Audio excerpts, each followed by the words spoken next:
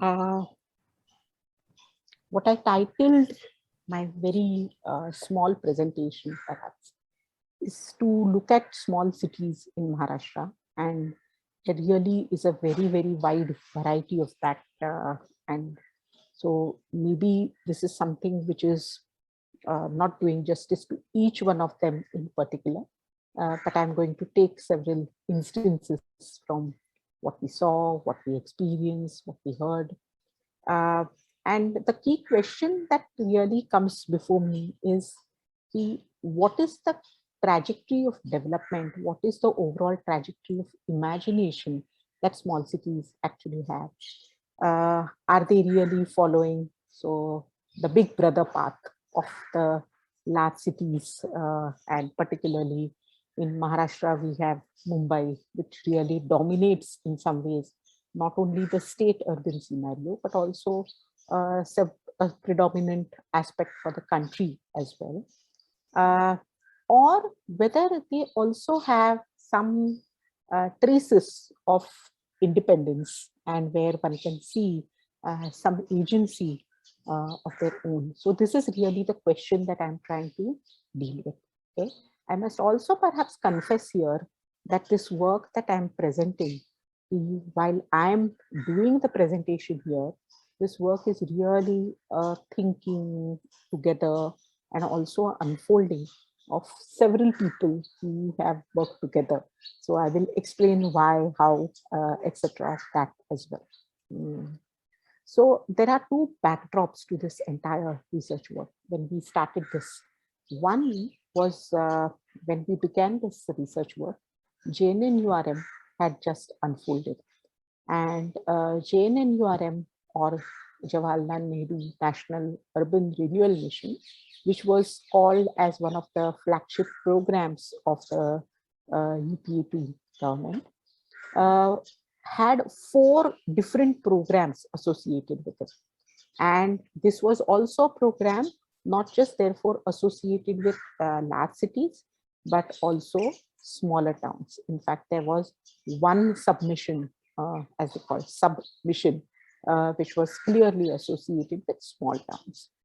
The second part of JNNURM and linked to this was just as programs and schemes were considered important, the kind of finances which were coming into and flowing into towns and cities and with the associated infrastructure developments, uh, the reform component which was associated with JNNURM was a very critical component. In fact, at the beginning, what was spoken was the all grants and all funding would also be contingent upon the agreement to conduct reforms and to reform themselves at all levels. So the municipal governments had to undertake a set of reforms. State governments had to also undertake a set of reforms. So both these levels were involved in reforms. And these were reforms which were applicable across the board to small cities of all scales as well as to larger cities. The second backdrop to this research is really that the School of Habitat Studies with which I work was being launched around this time. So this was for us also our inaugural, in some ways, research. Okay, and we wanted to really build a base of knowledge and also consolidate our networks in Maharashtra, where PISS is based. And we wanted to, one of the things which had also gone into the formulation of School of Habitat Studies is that we definitely need to go beyond models of Mumbai and Delhi and so on and so forth, about which there is considerable knowledge which exists, but one clear void in the knowledge is linked to small and medium cities, about which there is hardly anything that has been written. So that was the passion. So these are the two backdrops with which this entire research was undertaken. So it was undertaken really as a collective effort. What we did was really a series of studies over a period of about 10 years, and undertaken by a fairly large group of faculty, local partners. So there were several people who were involved in these studies, and where we focused on about 10 small to medium towns. It is really a range. So the smallest town that we studied, Junnar, is like a what they call a D class municipal council in Maharashtra. And perhaps the largest town which we studied is a place called Aurangabad, which is a municipal corporation with roughly around 7 to 8 lakh population. So between this range, there are multiple things, and where we try to do some justice to the different developmental blocks in Maharashtra, uh, trying to look at regions, the different ways in which towns had come into existence, and so on and so forth. So that's how 10 towns were selected. Uh, the studies that I'm talking about are also fairly layered studies. Okay? And when I say layered studies, um, so I'm just giving a few things here where we prepared profiles of all of these towns. Uh, in each of the towns, we tried to study at least two sectors in detail. And this sector thing comes really because of the JNNURM and trying to grapple with that. So when I say sectors, these included water, sanitation, solid waste, land and housing, uh, and the overall administration per se of the city. So in every town, at least two sectors were really studied very, very in depth. Then a third kind of a study that we tried to do was to actually, because many of these profiles, etc., were done in partnership with local actors and people who were interested in engaging with issues and urban issues linked to their own towns. So one of the study had a form called study of solutions to a issue. So and there were these kind of templates which were also created, and this was the form of a study.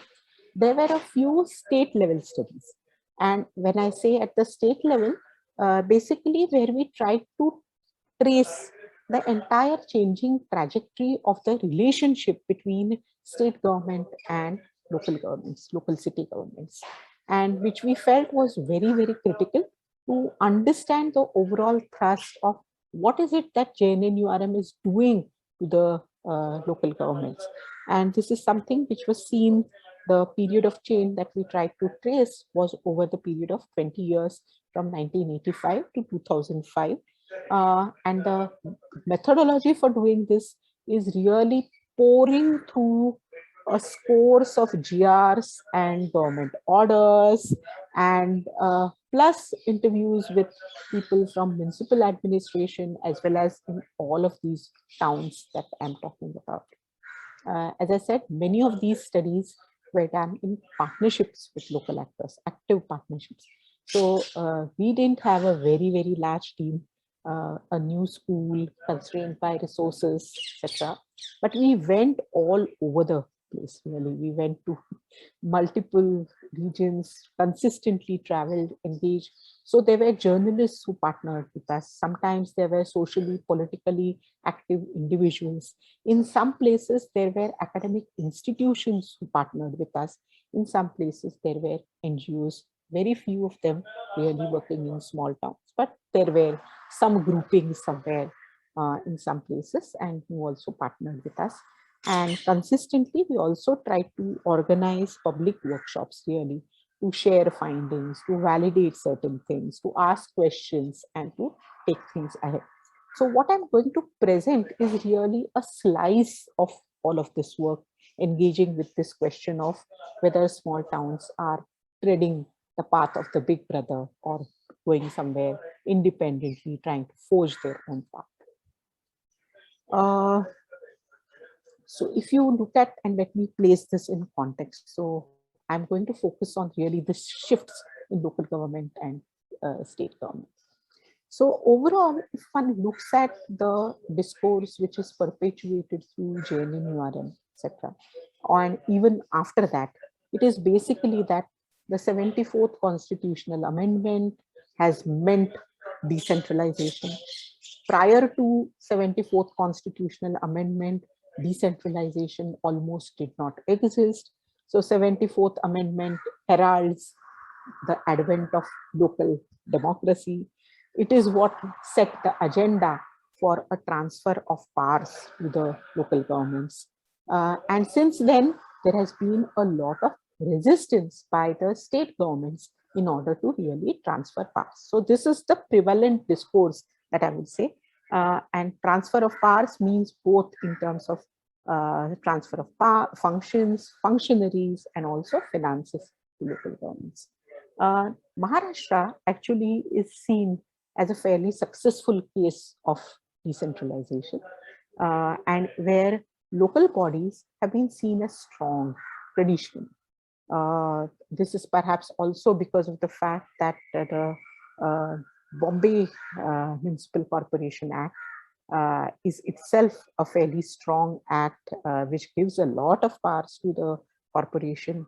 And the same influence then is seen in the three other historical acts which exist in Maharashtra municipal acts: the Bombay Provincial Municipal Councils Act, the Nagpur and Vidarbha Municipal Councils and Corporations Act, and the Marathwada Municipal Councils Act. So in all of these, one basically sees the influence of the Bombay Municipal Corporation Act. So this is seen as fairly successful. It is also seen as a state which has provided leadership of what the script for the 74th constitutional amendment meant. So the overall thinking about decentralization is, yes, decentralization has actually already happened. Okay. What remains is really that there are very few niggling issues which really need to be taken care of, right? Otherwise, local governments are strong, empowered, etc., etc. So what we did, as I said, methodologically, when we started looking at government resolutions, when we started looking at practices, what we saw is that actually there is a much more complex and a highly nuanced dynamic which is at play, and which is what I'm going to present to you. So a question, and I put now decentralization as really a question, and I'm going to give multiple examples of what we actually saw, experienced. So the first is, how do you constitute urban areas? How do you decide the jurisdictions of local governments, decide the boundaries of what constitutes a municipal area? And we actually find there is a lot of arbitrariness in the definition of this. The 74th constitutional amendment adopts the census definition of an urban area. And I think, as now is well known, there are several census towns which do not have statutory status as a municipal area. There are several statutory bodies. So there is that converse reality as well, where there are statutory municipal areas, but which don't fit the conventional definition of what is an urban area. One classic example that I think many of you should be acquainted with here is that of hill stations. So hill stations were declared as urban and as municipal areas much, much before they fulfilled any of the conditions which are linked to the definition of the urban. So we are often acquainted with only one side of the issue, but there is that other side also. We also notice that there are further issues when it comes to, especially when it comes to small towns, how they are merged and made into larger areas.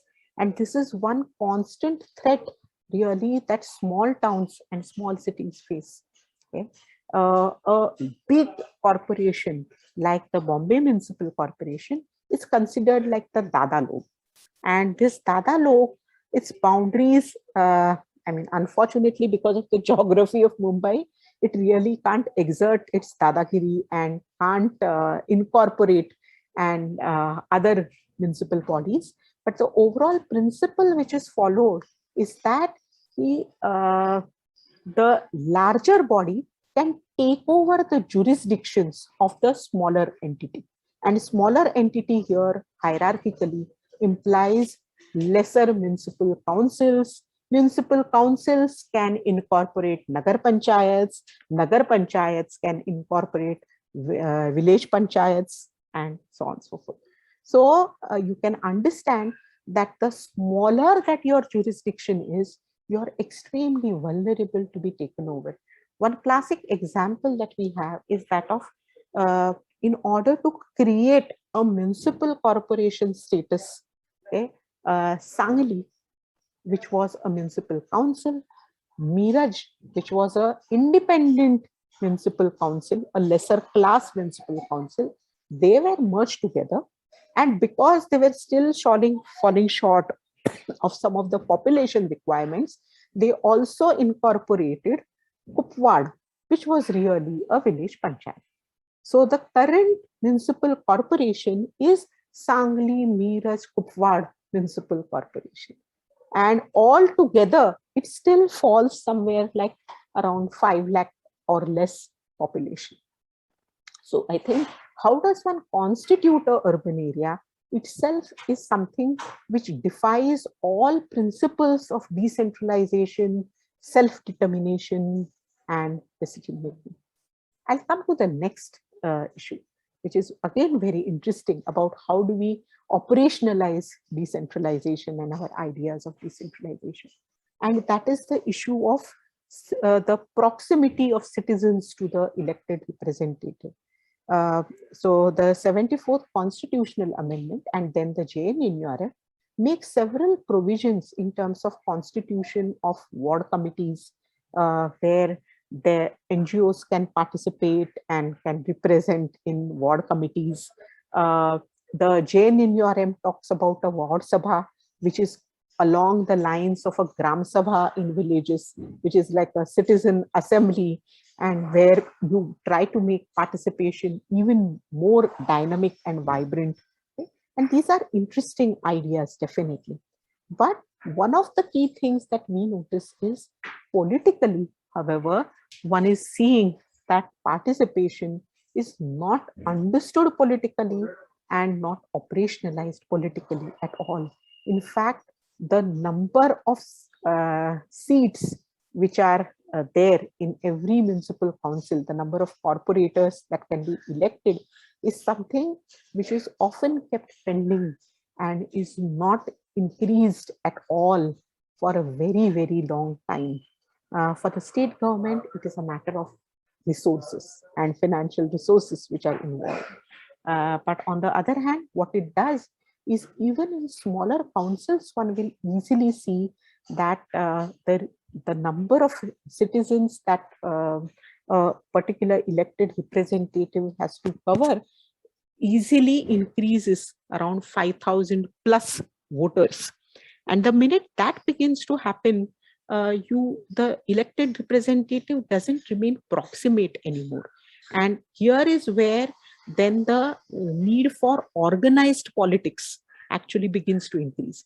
It becomes very, very difficult for, let's say, somebody who has been an activist of yesteryear and who also wishes now to expand and escalate the nature of activities into becoming a people's representatives, will find it very difficult, because the more population that you represent, you will require media, you will require other technologies for even propagating and getting yourself known, and so on and so forth, right? So this is just one simple thing. A third very interesting facet that we found is, around this time, in around 2007, government of Maharashtra took a decision that 50% of all the urban local body representatives would be women. Okay? Very progressive. But this very, very progressive seemingly decision was accompanied by another bomb blast, I would say, where what they did was they combined electoral wards, municipal electoral wards. So municipal electoral wards do not function and are not elected as one ward, one representative. Instead, 3 to 4 area wards are combined together, and voters have to vote for a panel of representatives. Okay? Now, this is a very interesting system. What we saw, this basically is a move to maintain continuity between an earlier trajectory of political representation uh, and not let it be displaced through a reservation system for women, because that is seen as a destabilizing factor. But what we also see is one of the factors that this leads to is to really create like a family planning, and it introduces much more, what should one say, dynastic politics is entrenched because of this. I'll move to now the more administrative areas and giving examples there. And I'll just run through with these examples because all of you will otherwise say, yeah, I'm just doing all of these administrative things. But these are all, there is such interesting politics which is embedded within each of these decisions that it becomes fascinating. So one is about transfer of functions, a very important aspect of decentralization. So Maharashtra, all the 4 laws and the amendments which have been done post 74th Amendment, all the 18 functions which are mentioned in the 74th Constitutional Amendment are passed to the ULPs. Okay? But on the other hand, each of these functions and the actual conduct of these functions is very, very vulnerable to state government directives. So for example, urban planning is definitely a ULB function now, but ULPs cannot prepare plans, so that control is given to the town planning directorate at the state level. So they prepare the plans. ULPs have to only pass a resolution saying that please prepare a development plan, and after the town planning directorate prepares a development plan, then the ULP has to pass a resolution and pass the plan. Okay. Of course, this creates several issues, but this is just one example saying yes, functions are transferred in paper, right? But the conduct of that doesn't express a full autonomy over those functions. The second very interesting example, and this I think perhaps in Punjab and in other areas in Abohar as well, perhaps you might want to trace. But what we found is that till 2006, we saw that in Maharashtra, local bodies had a lot of freedom to create their own designations in staff. Okay? And all across Maharashtra, if one makes a list of all different designations, then there are roughly 180 to 200 different designations of staff in local bodies. But via a single GR in 2006, they reduced these designations to 38. And obviously then this meant that many designations became redundant. This also led the path to a significant amount of agency functions and outsourcing. On the other hand, it also placed a limit. So JNNRM talks about capacity building. What this caderization did in 2006 is that it created 6 essential cadres for every municipal body to have. This included a planning officer, a chief officer, an engineering service, a revenue service, and I forget the fire. There's something linked to fire. And the 6th one I really forget. Okay? But there are these 6 essential cadres which have been created, and all of these cadres are part of a state service. Okay? So paid for by the local government, but accountable, performance measurement, all of this happening at a state level. Transfers can happen across the state. Okay? And this creates a lot of situations, as we will see perhaps later on. But this is one very, very interesting shift. So I think we need to analyze this in terms of what does it mean? Is this decentralization really which is happening? or something else. Then recruitment beginning to be controlled. Okay? So in 1995 or something, there was a GR, and which this GR said that the overhead expenditures of all municipal councils should be reduced and limited to 42%. Okay. Then this was subsequently in 2008, it was reduced to 35%. Okay. So consistently, you are trying to reduce the overhead or the establishment expenditure. The thrust is to move towards more and more capital expenditure. Okay. Now, the implications of that are also to be thought about. We can perhaps take it up as part of the discussion. Another very interesting change which we saw was how do you recruit sanitation staff? As this is, I'm giving as one of the examples. A lot of municipal councils, you will see, have a field staff. Okay, so whether it is sanitation, and sanitation itself involves many things, right? It is the cleaning of the streets, it is cleaning of neighborhoods, drainage services, and so on. So many of these are field staff. So earlier, these sanitation staff, the principal use was they were recruited and deployed on a geographical area. So one person covering, let's say, I'm just giving a random example here, but 400 square meters, let's say. Okay. And I would say for a person who is moving on foot, this is perhaps a more just principle. Okay. Instead, now it has been shifted to population. So the terms of measuring the efficiency and the deployment have changed. What this does is where you have very dense settlements, coverage on basis of population is perhaps in some ways justified. But where the settlement is not very dense, it really creates a lot of difficulty for the person who is actually doing and working in the field, a person who is doing a cleaning of the street. Just imagine the amount of distance that the person will need to travel in order to actually take care of this extremely drudgery-filled task. Two other things in terms of finances, because I think we talked about functions, I talked about functionaries, I should be also talking about finances, right? And property tax, considered very important and critical to urban local bodies.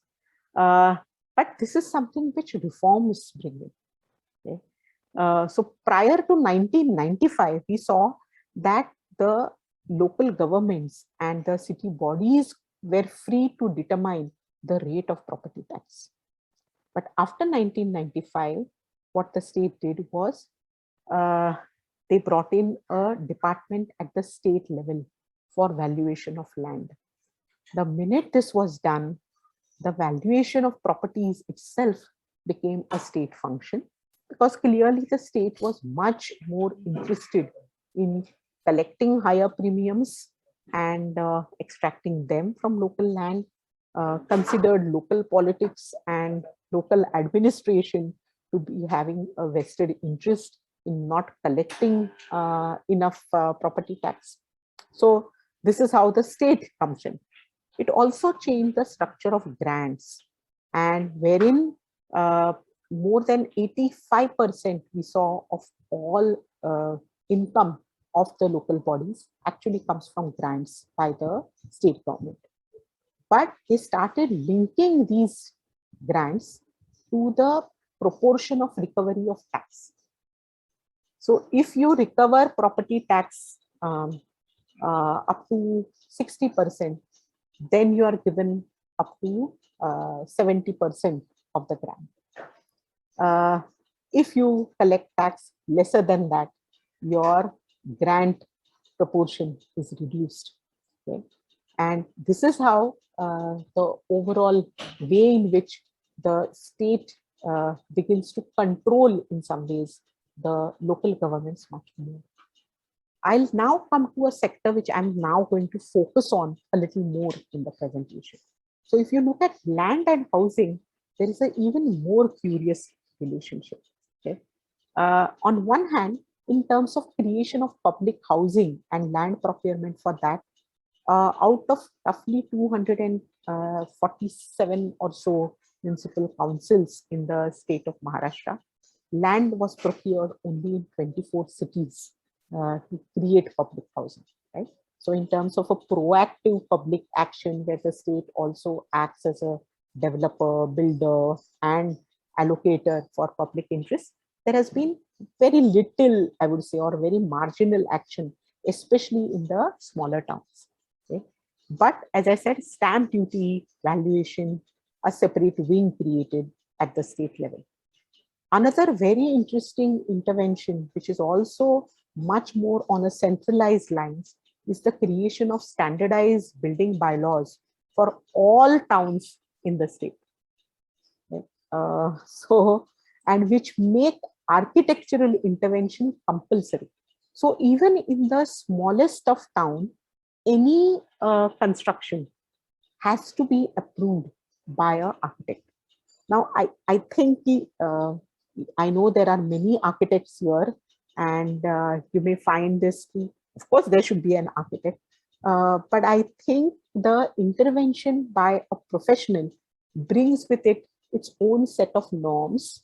Okay? It also adds to the overall costing and the standardization of materials, of building practices, and in some ways, if one looks at more traditional building, this is clearly a shift away from that traditional building and trying to modulate the overall built environment along particular lines.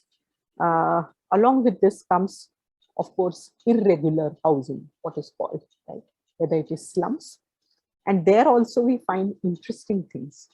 So the number of towns to which slum legislation was applicable was first 4 in the state in 1976. Then in 1983, increased to 18. Then it increased to 61 in 1995.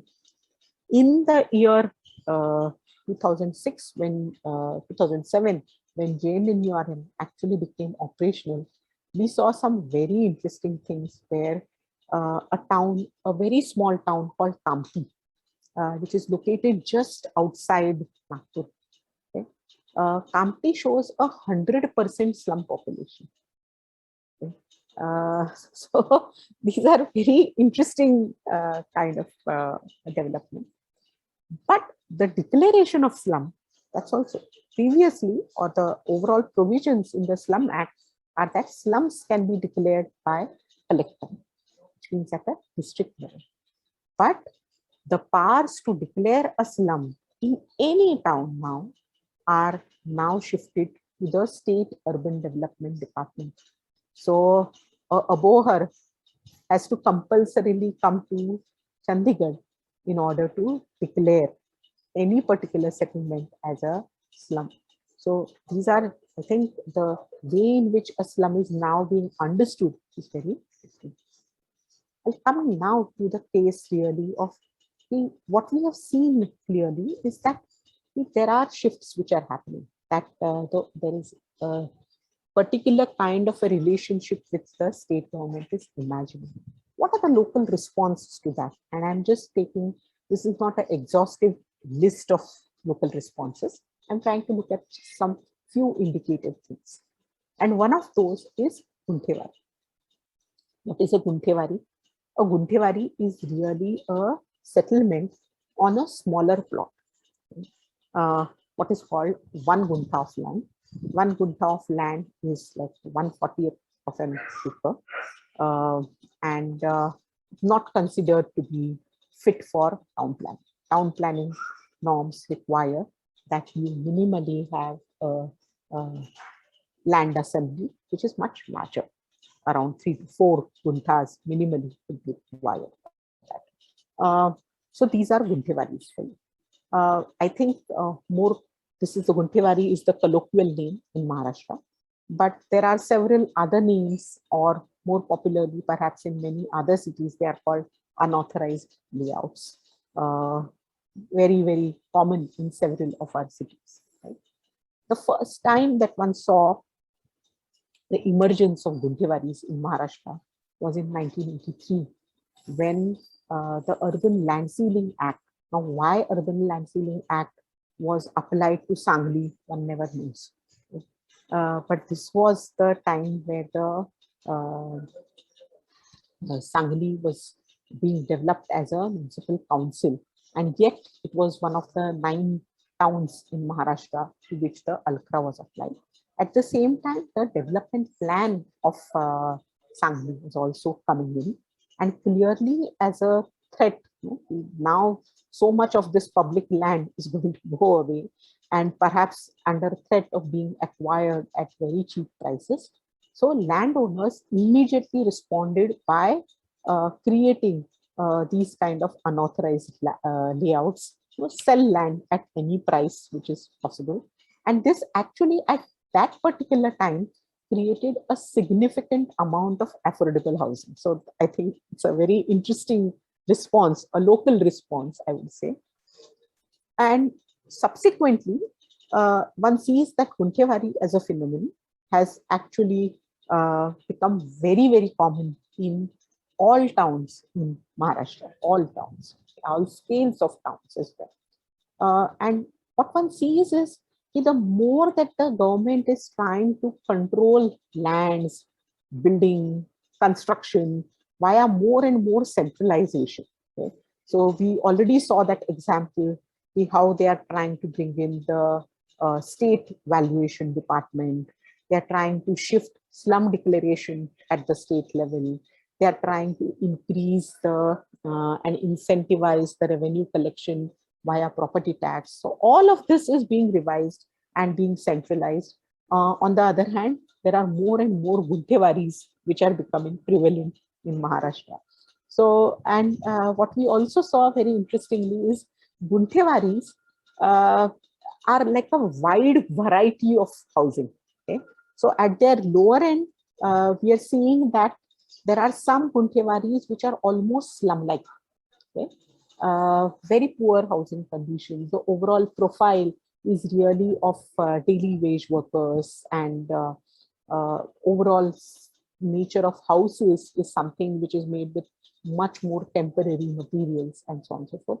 But at their upper end, you also see Guntewaris which are almost bungalow-like. Okay? So there are like a full range of housing responses, and which is why one is very tempted to think of Guntevari as a kind of a local response to the kind of centralization attempts which are going on by the state government. The second example I will give is linked to Guntewaris itself, but it is about the regularization of Guntewaris.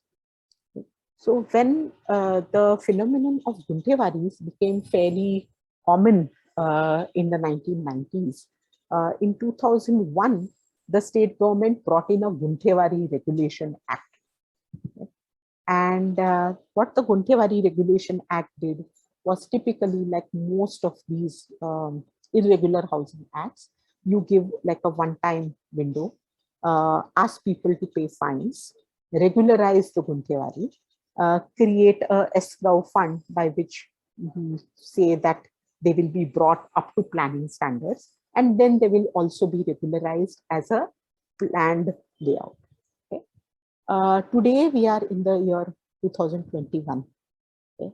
But what we see is not only are Guntewaris even now proliferating. Okay? 2001 was supposed to be the last Guntevari regularization. But very interestingly, the response to regularization is very, very low. Okay? Very, very low. I mean, just to give one example, Nanded is one of the towns, a JNNURM town, therefore naming Nanded here specifically. And the estimate when we conducted our studies was that there are some 17,500 Guntevari plots in Nanded. But out of these, only 2,350 were regularized. Okay. So you can see that about 11% of the plots are regularized. No? And the rest are in some ways do not even want to be regularized per se. So one is indulging in the practice of Guntevari, but the second is at the local level through a very common networking between councillors, the corporation, then the local people, elaborate system of para-professionals in the construction area. So we found para-architects, para-builders, all engaging in the practice of Guntevari.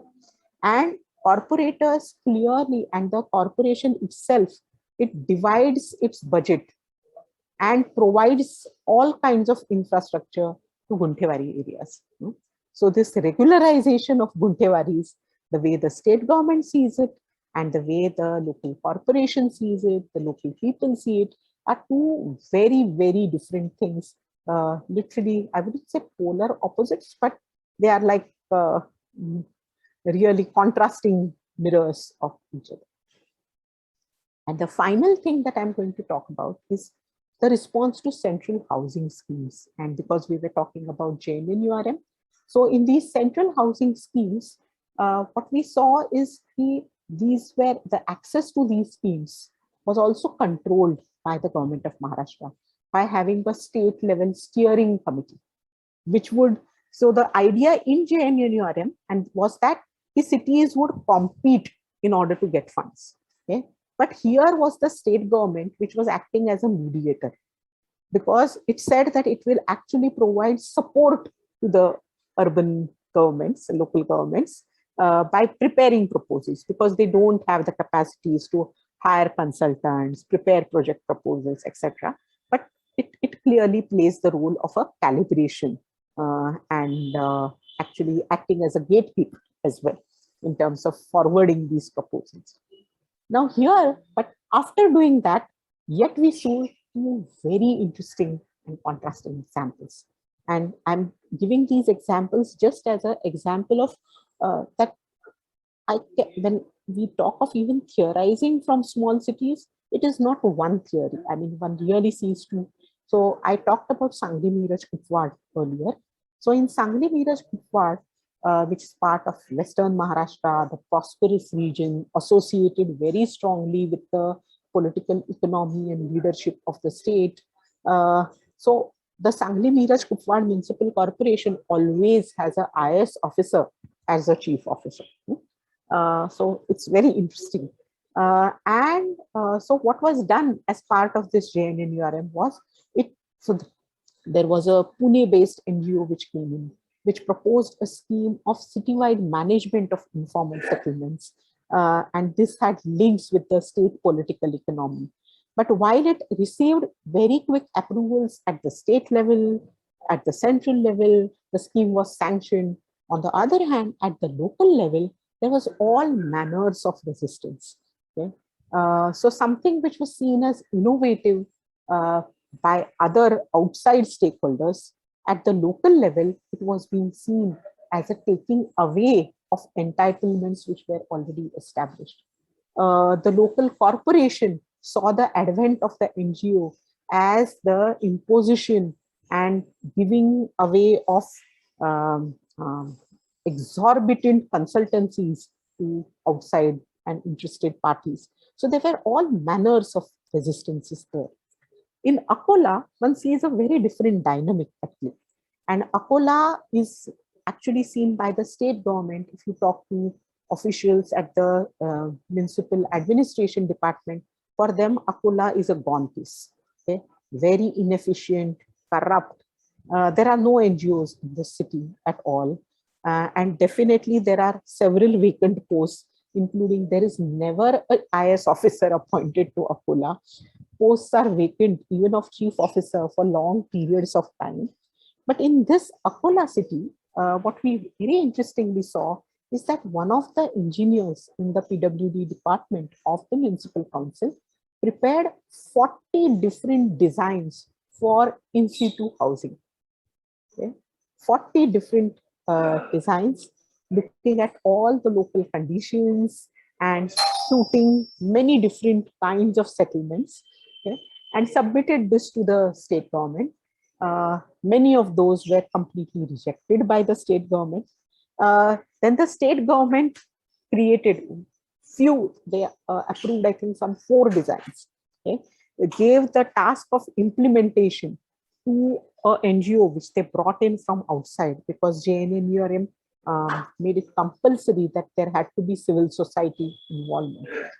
But that itself was also then modified by the involvement of local corporators, who were very clear that these housing schemes are not going to be sufficient, that they have to actually feed into incremental development. I wish I could share photographs with you, but here I remember a settlement called Gurudev Nagar, in which the way in which these new houses were constructed, they kept in the provision of pillars which could be raised outside. So keeping the prospect of a higher floor rise later, subsequently, at some point where the households could afford them, or perhaps when a new scheme came in, I don't know what. So that's the interesting part. So what do I conclude from all of this? I think I've focused on land, housing, also the way in which administrative relationships have evolved. But there are many other sectors that I can give these examples from: water, sanitation. Okay? And what I overall see is that clearly what reforms means is that there is a uniform template really being created of what does urban development mean. That template basically involves expansion is equal to growth. It also means that you have to have consistently rising higher levels of services and infrastructure, that people should be paying for these higher levels of services and infrastructure through taxation. And you need to create governance systems which are impersonal, which are apolitical, and which can be outsourced, and of course, which can be paid for. But definitely, all of this also translates into a higher level of direction by the state government, rather than creating a. So this is not a project of autonomy. This is not a project of decentralization. It's basically shifting gears of a kind. And so what we also see is what reforms do, and what reforms are trying to do was basically trying to compel a alienation from a governance system, a government system, which is completely embedded in ground level realities. And you are trying to kind of force them from that and trying to link them to a much more globalized kind of a network. How do you see city governments in this kind of a perception of reforms and of by the state government? You see them as inefficient. Local politics, local governments are inefficient. They lack capacity. They are very imprudent financially. They don't care. So everybody has does much more expenditure than they collect revenues. And all of this is because of politics, you see. So politics is really the bane of all of these institutions. And therefore, the state government needs to come. Okay? And in all of this, you see larger cities as the models of growth. And how do you move towards the future? You move through corporatizing things, you move through monetization of things. Okay? Of course, it remains to be questioned whether the state governments are prudent financially, whether they are efficient, whether they have the capacity, whether they themselves need higher level directions. I don't know. But I think these are ways which we really need to ask, because no one ever questions the capacity of state governments in order to direct. No? Local governments concluded, no, it is like the judgment has been given, you are inefficient. So finally, my really final slide, I don't know whether I have taken too much time, but we need to imagine decentralization. We need to imagine the entire project of devolution really as a space for the local, as a space for local government. So currently, what we see from the responses, from the overall trajectory, is that the space within which these local governments are acting is really like a limited space, and it's a space of really defined things, rather than like more creative and responsible things. It's really a space you define. And failure to comply is a form of resistance, perhaps. Yeah. How does one convert that? And what we also see is that there is a realm of practice, and through practices, one is developing this local space. But on the other hand, the space within law is really something which is not fully there. And so, can we really have a different imagination? Instead of trying to follow the big brother, is it possible to create a space for local governments where local government really and creating a good local government becomes the goal of decentralization rather than just administrative devolution and shifting of responsibilities from here or there, where one combines the political and the administrative, the political and the financial, rather than saying we will collect all the resources and expenditures we will control, and that is what creates accountability.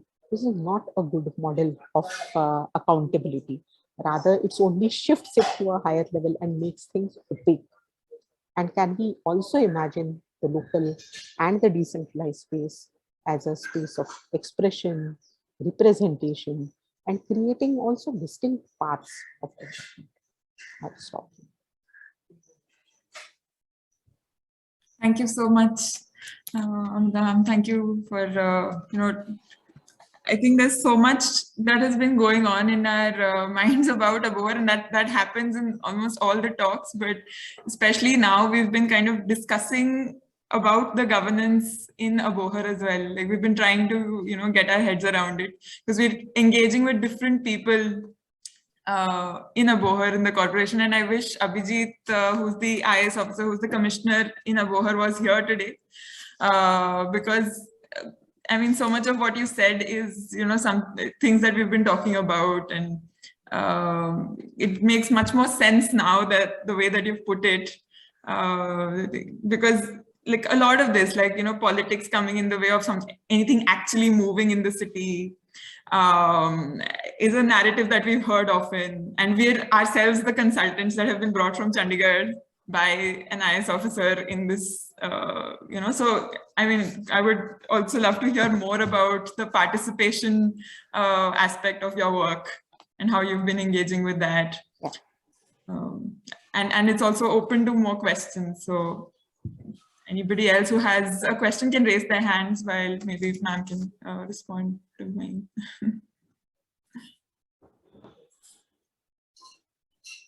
So we wait for questions, Apurva, or you want me to respond so maybe to we the can start participation? Responding, and then we can to the participation question, and then maybe we can have more questions. So if we think of participation, the way in which many of these local governments operate is that they are very, very embedded within the local. So just to give one example, in Chandrapur, we were talking to a local tax collector. And very interestingly, he was telling us, I'll speak in Marathi, and so that if some of you get the flavor of that, and then I'll translate this. He said, "Madam, आता तुम्हीच सांगा काय करायचं. आम्ही एकेका घरात जाऊन tax collect करतो. आता हे आम्हाला सांगतात की तुम्ही त्यांना रिसिप्ट्स पाठवा आणि कम्प्युटरवरनं लोक टॅक्स भरणार. आता एकेका घरात आम्ही 3-3 वेळा सांगतो तेव्हा लोक टॅक्स भरतात. हे कसं काय चालणार?" So, and this is a very genuine query, where he's saying, till now, the way we used to collect tax is by going door to door, speaking to every person and collecting the tax, maybe by 2 reminders, 3 reminders. Now, what the new system expects us to do is to basically computer generated receipts, which are sent to people and which they file on their own. How is this going to work? And they are also worried because now their salaries, their grants are also linked to the overall tax collection. So I think the overall way in which the local government is embedded is really being shifted to a completely different trajectory. And one doesn't know, or one is not very sure whether people are prepared for this. And whether it is therefore the most suited thing at particular moments. So I think it's a matter of conjuncture that one has to really look at. Is a particular city, society as a place ready for reforms of particular kinds of reform? So this is how I would look at participation first. No? Where is city government? Where is politics? Also in local governments, when you see the proximity between politics and people, it is very, very good in several places. Like Gurudev Nagar, which I talked about, the corporator lived in the settlement. So his own interest and the interest of development of that settlement, they are all intertwined together. Okay? One will not see this in larger cities, really, where there is a considerable distance and politics starts becoming much more organized. Then it starts getting a more acute party base. Okay? Here also there are political parties, but what I'm trying to say is the local interest becomes the prominent principle rather than just the party and I belong to this, so therefore I will do this kind of thing. Okay? As against this, the way in which JNURM articulated participation is in a very technical kind of a project. Okay? So what will citizens do? They will decide, come together, the citizen assembly will decide where should street lights come up. They will contribute for that. Well, it's a very narrow version of participation. Okay? It's a very apolitical version of participation. And clearly, because there are no mechanisms for that also set up, what you clearly see is that you have these provision for the community participation law, but there are very, very few places in the country where the community participation law is actually operationalized or made practical at all. So it has really remained a reform only on paper. I wouldn't say even largely on paper. So I think our versions and imaginations of participation also have to be much more vibrant, where we look at citizens in their entirety, citizens not as technical subjects who only contribute. So they are paying and therefore they should be getting their services. That's the version that one sees in the entire reform narrative.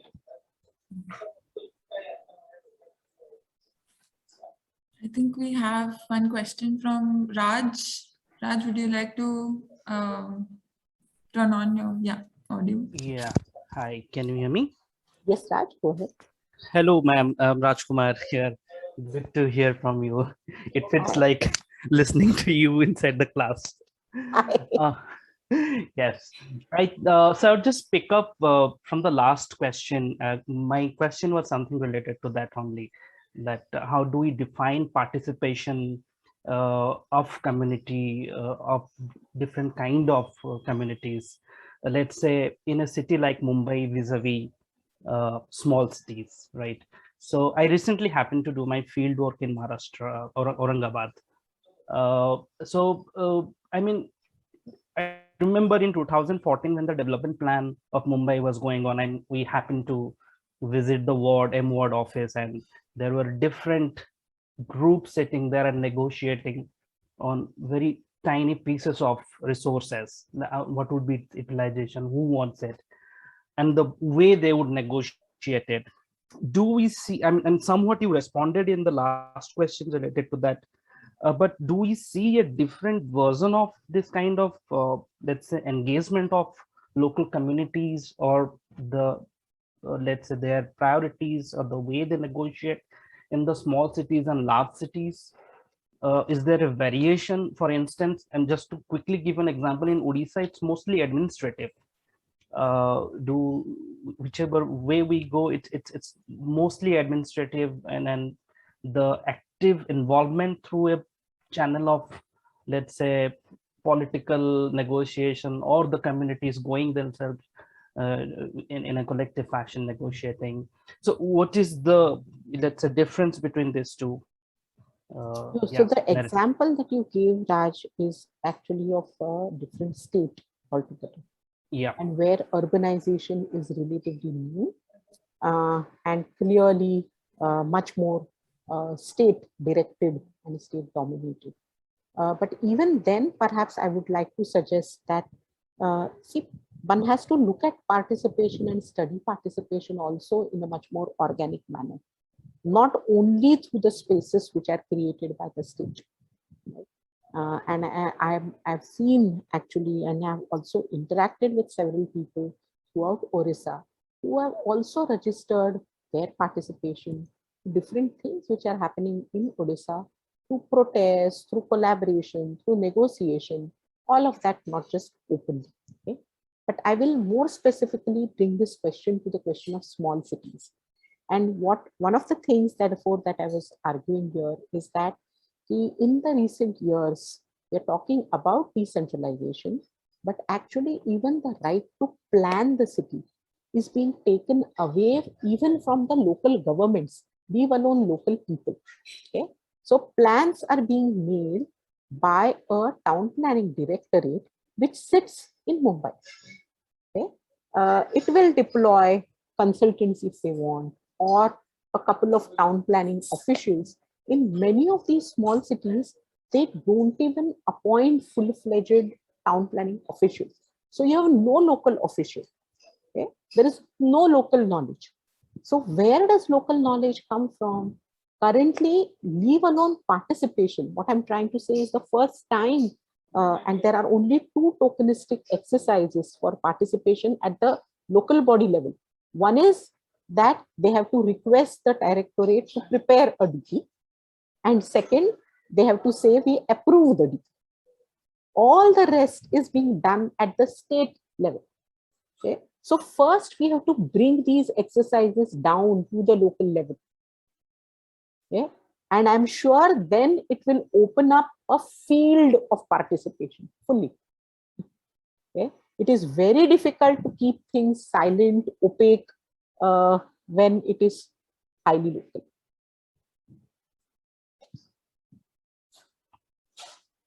I don't know whether this answers your question directly, but I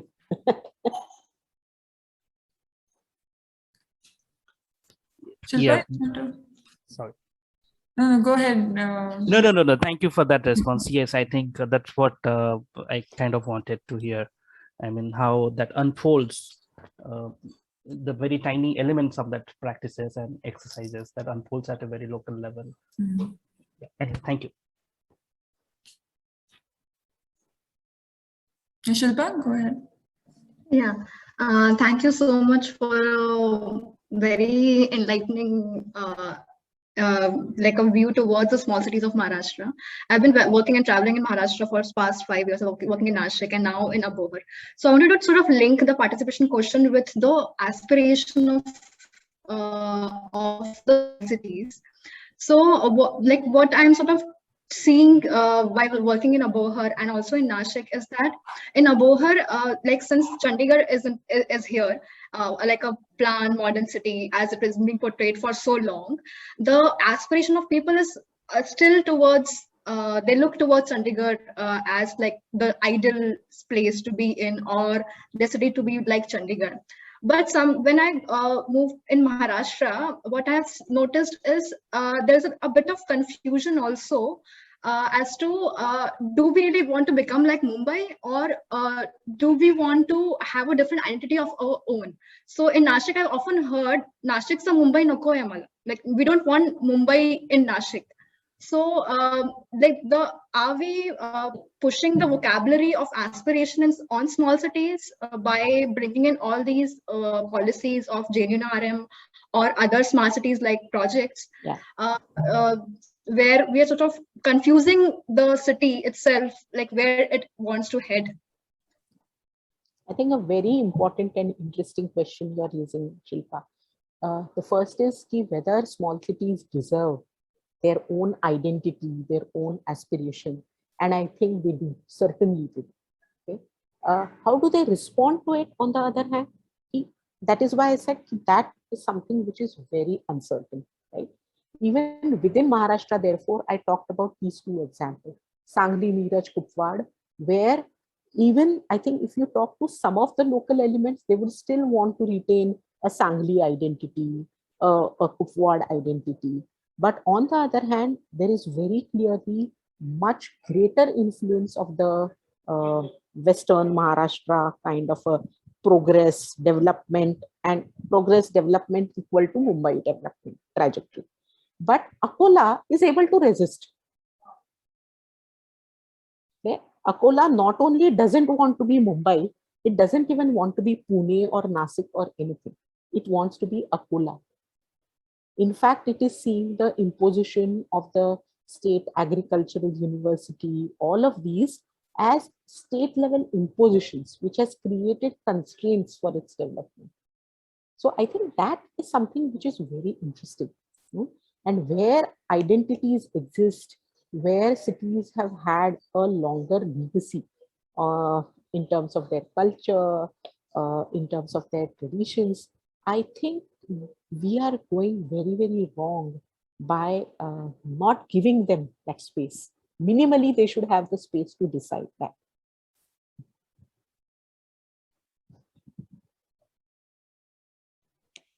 Yeah, Anu, please. Yeah, really interesting discussion. I mean, especially, I mean, following up from what you were just talking right now. Here in Kilong also, it's exactly like, since the Rohtang tunnel has just opened up, the biggest fear is that we don't want to become another Manali. So this big brother fear, I think, exists in a lot of parts of our country. But my question is to do with, I was very intrigued by the example that you gave of the three different places, couple of small towns and then one village that were combined to form a municipal corporation. And especially since you were talking in the context of small towns, there would be several instances where some place that was previously a village would then eventually be classified as a small town or a municipal corporation. Connecting that to something that Abhijit, the commissioner that we are working with, commented a few days back, saying that there are more powers with the panchayat than there are with us. So if you could speak a little bit more about that transition in terms of what it entails and what a city gains by becoming a municipal corporation and what it loses. Thanks, Anu, for that question. Not a very easy question to respond to. I'll try to respond to it at two levels. Okay? One is at the level of schemes, resources. Okay? And I think to that extent, what Abhijit said is perhaps very true.